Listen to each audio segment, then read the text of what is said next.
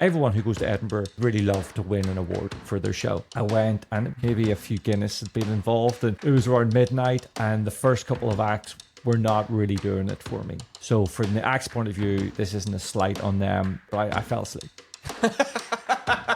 In my comedy, I tell stories, and I'll meet people who come back to shows, and they'll be like, oh, we saw you at X, and I've been telling my pals about, the thing with like the car wash or something. And I'm like, right, so you want me to do that thing you've already ruined? Hello and welcome to the British English Podcast, the show all about British culture and British English. And my name is Charlie, and today's episode is a special one. Imagine, if you will, myself and my wife going for a cozy little comedy gig just around the corner from where we lived. And unfortunately, we got there late, and then realised that the only seats available were at the front row.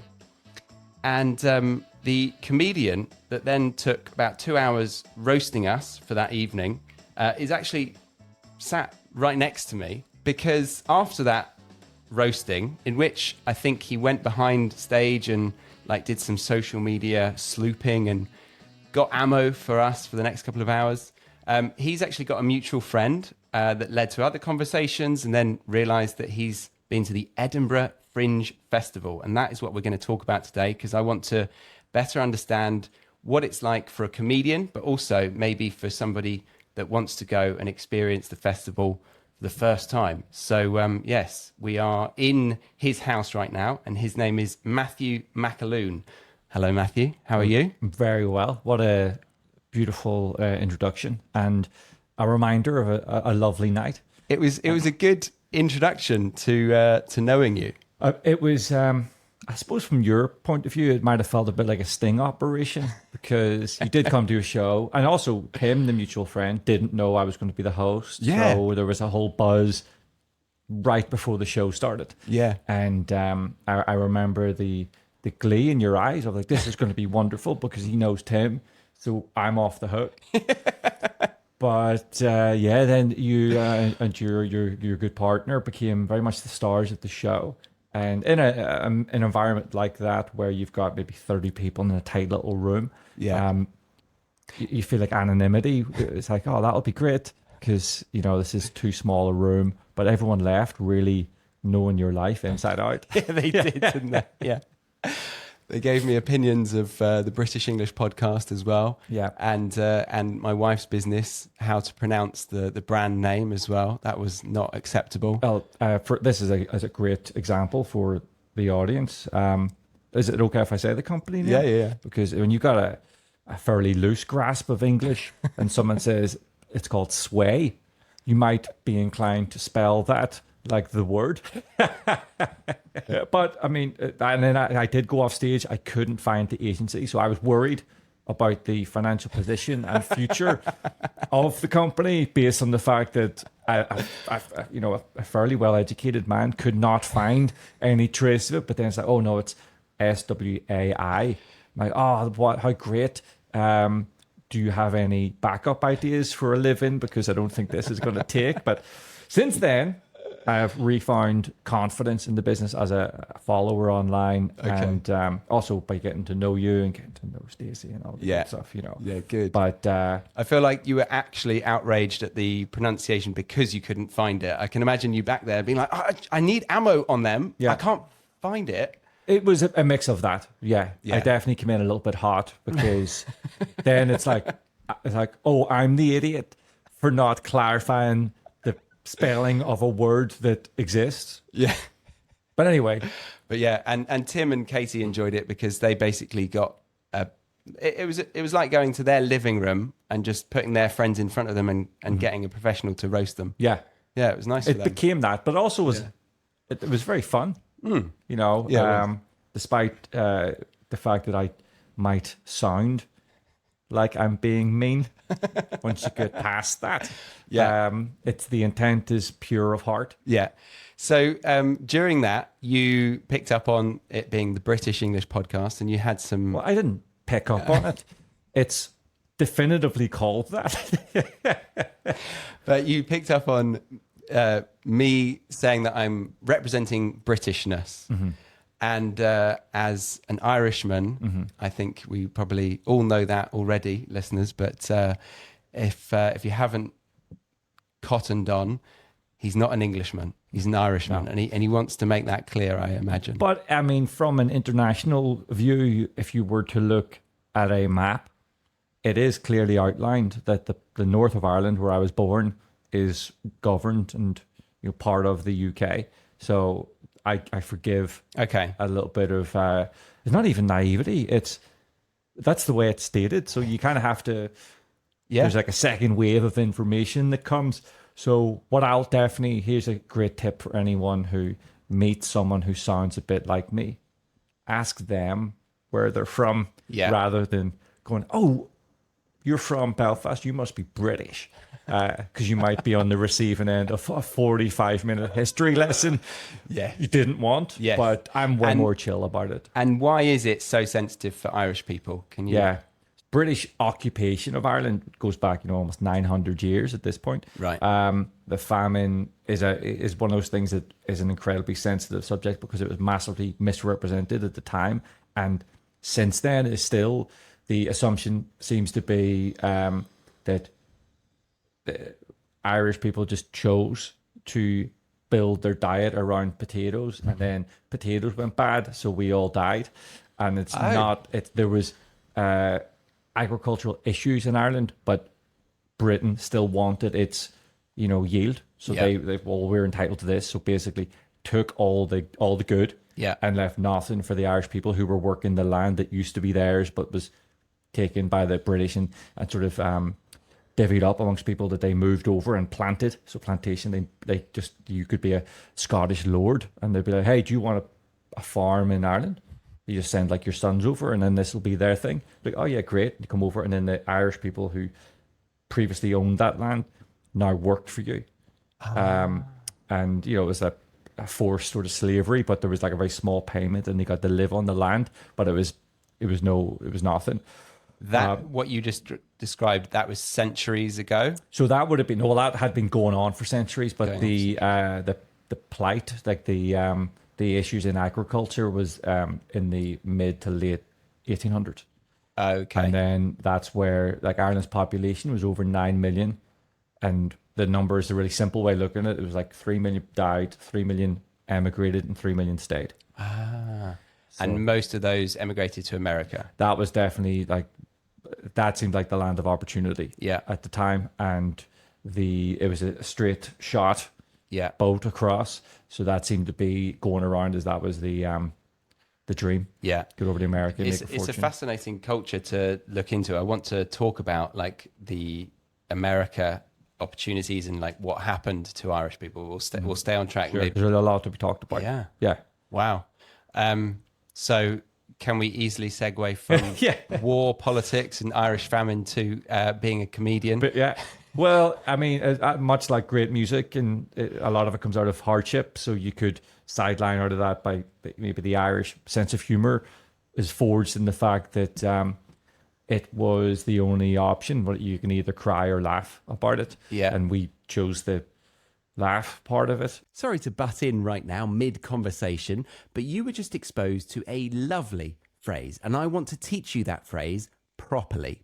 To do so, I've created a PDF covering the definition, example sentences, context in which natives use it, which is really valuable for you, collocations, meaning the words that natives use before and after a phrase, and then a couple of good quiz questions to help lock that phrase in to your long-term memory.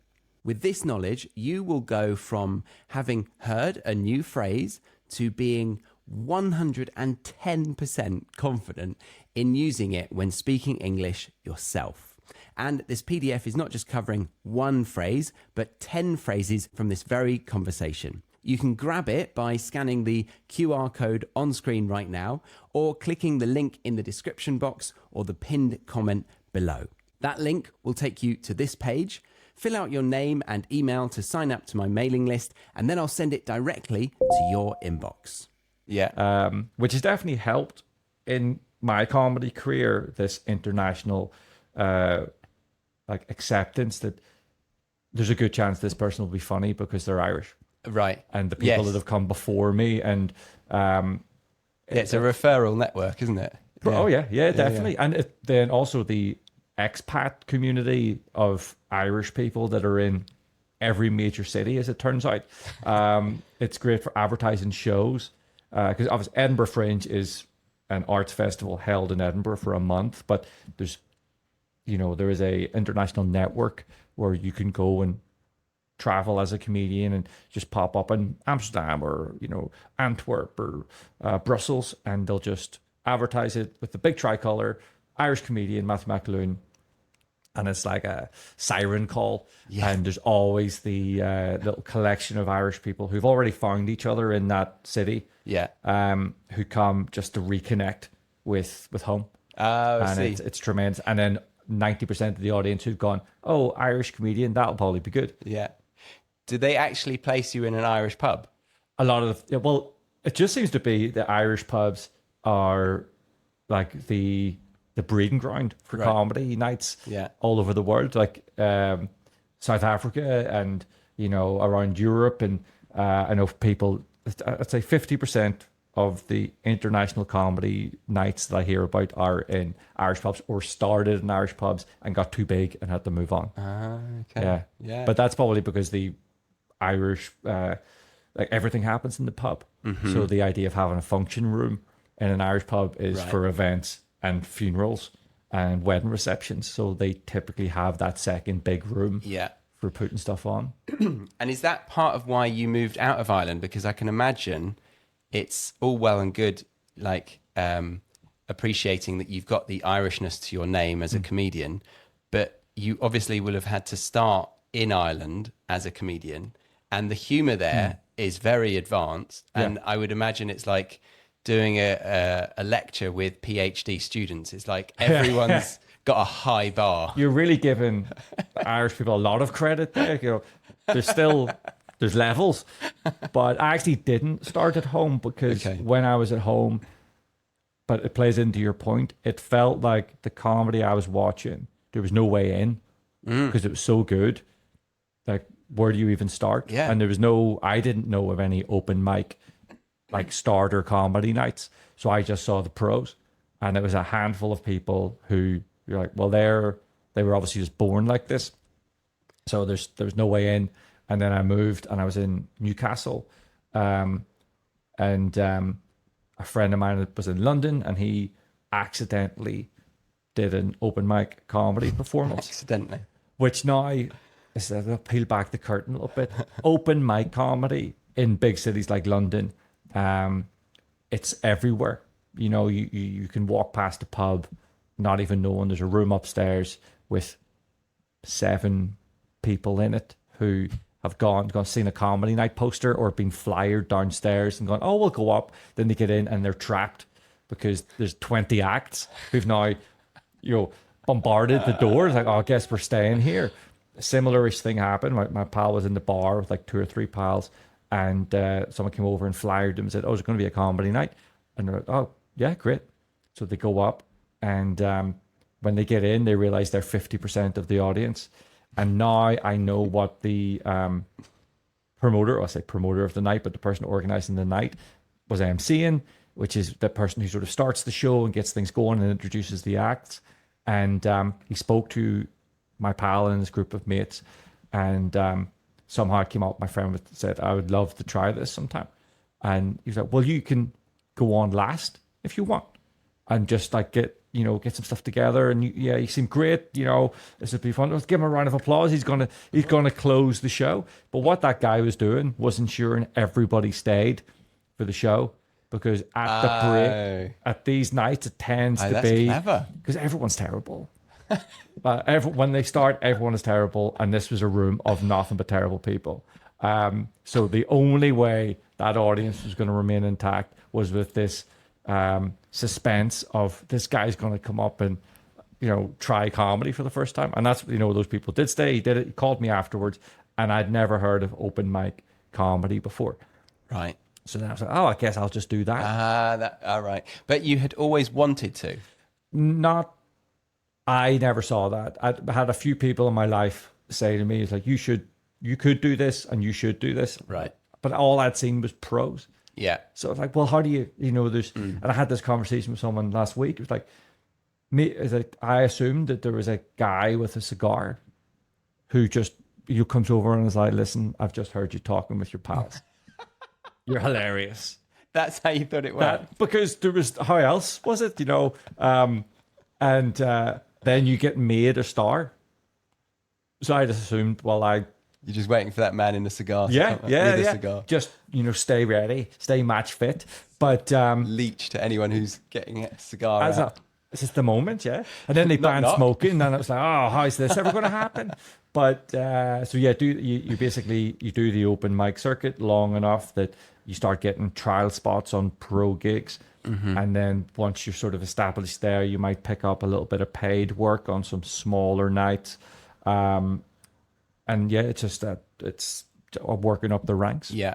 And how soon do you start to think of the Edinburgh Fringe Festival? I'd been going to Edinburgh Fringe since I was like 19, because I had friends who'd moved to Edinburgh Uni. As a festival goer? Yeah. Right. And again, never...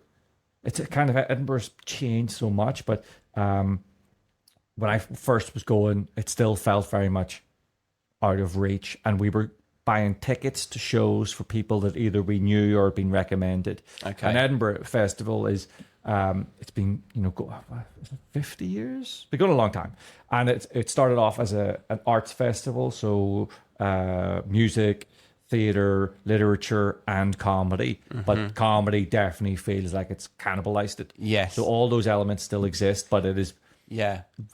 I thought it was only comedy. Yeah. And then one of my relatives was going up to do some sort of musical or drama or something. And I was like, is she a comedian? Yeah. They were like, why did you assume that? And I was like, yeah, comedy festival, isn't it? It definitely... So it's still everything, but... Yeah, it's still everything, but comedy definitely feels like it's taken over. This episode is brought to you by LifeLock. When you visit the doctor, you probably hand over your insurance, your ID, and contact details. It's just one of the many places that has your personal info.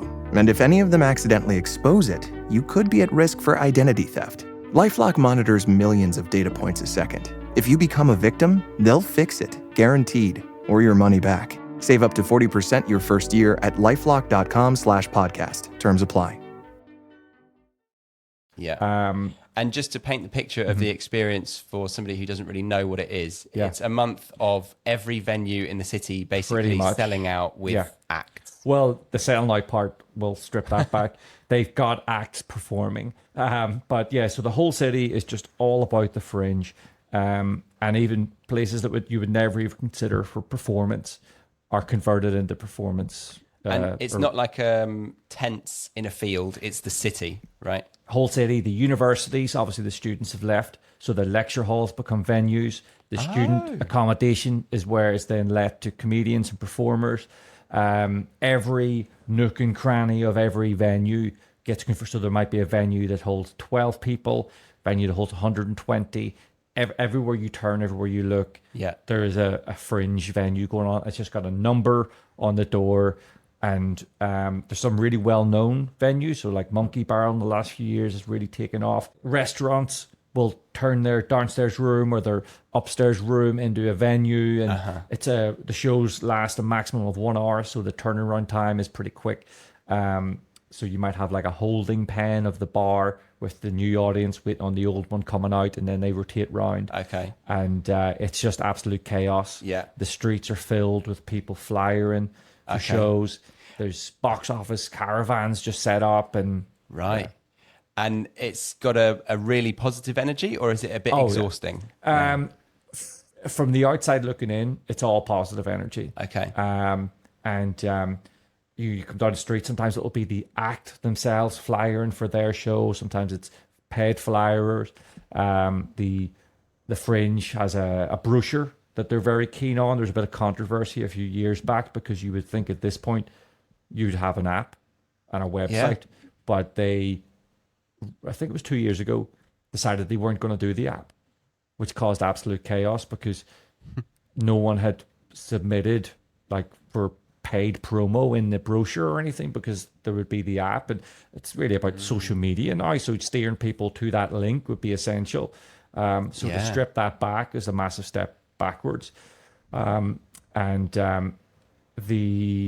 what started off as the Fringe is like just artsy and not really put together. Then the Fringe as a company became very strong, and the council had to link up with the Fringe because it takes over the city. So you got to like the maintenance of that, and working with hotels and accommodation, and way before Airbnb. So it had to become a more managed situation. And it started off as like from the comedy thing, which I'll hone in on because it's the only part I really have any insight on. The Edinburgh Award was a big deal.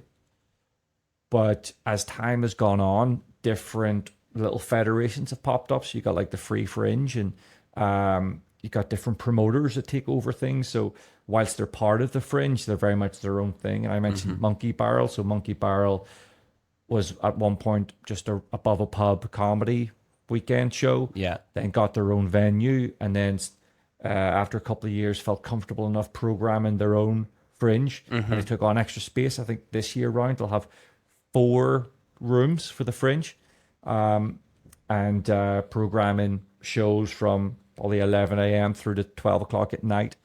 And your show is fixed. So there are people who do like 1 week, 2 week runs, but typically for Fringe, you're doing 1 month, and you're doing the same time at the same venue every day for the month, with maybe 1 day off in the middle that everyone sort of agrees is the day off.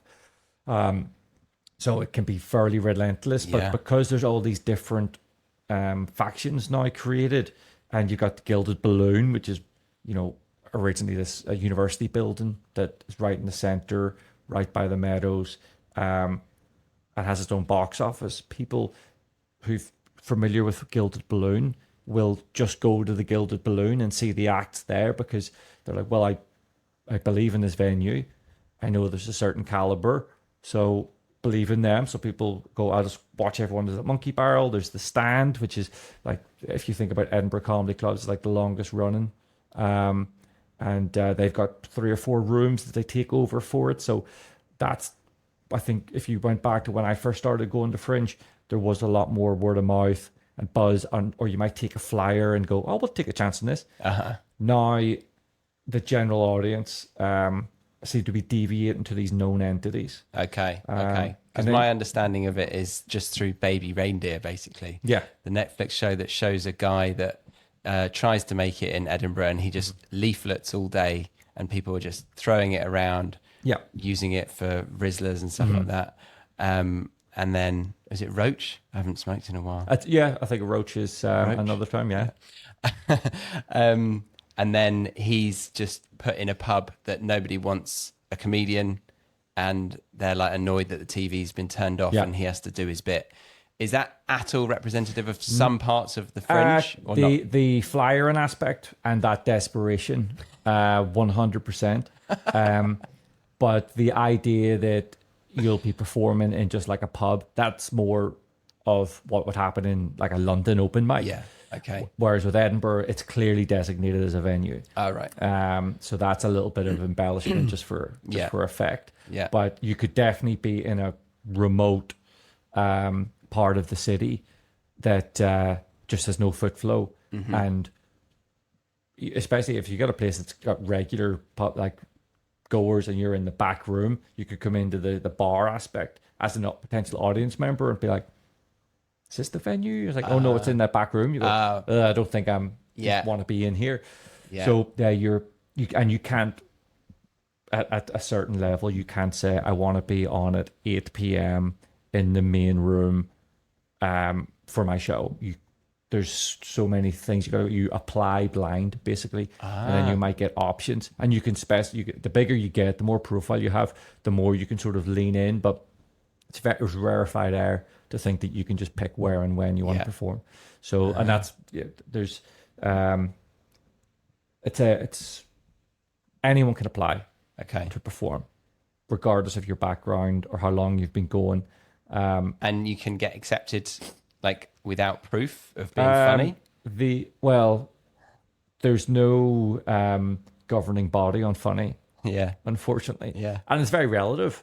But if you've been going 2 years and you're doing 5-7 minute spots around London, it's not uncommon to see those people splitting the show with another comedian and doing 30 minutes each, having never done anywhere close to that before. So the idea that you'll be able to create the additional 23 minutes that you're going to need for a good quality show, it's just not possible. It's not going to happen. The show's going to be terrible. But there is this sentiment that by doing Edinburgh, you get better as a comedian, but it's at the expense of those people who come to your show. Yeah, right. So we're actually going to leave the free version of this conversation here for today. The full episode is available for premium podcast listeners or members of my academy. To learn more, you can go to thebritishenglishpodcast.com. But if you're not interested in doing that, then remember to get the free PDF that helps you go from confused about the advanced language that came up in this episode to completely confident to use them yourself next time you're speaking English. To get that, scan the QR code on screen right now or click the link in the description box or the pinned comment below. And if you're wanting another video to watch right now to improve your English, then I reckon you'll love this one on screen right now. So, see you in that one.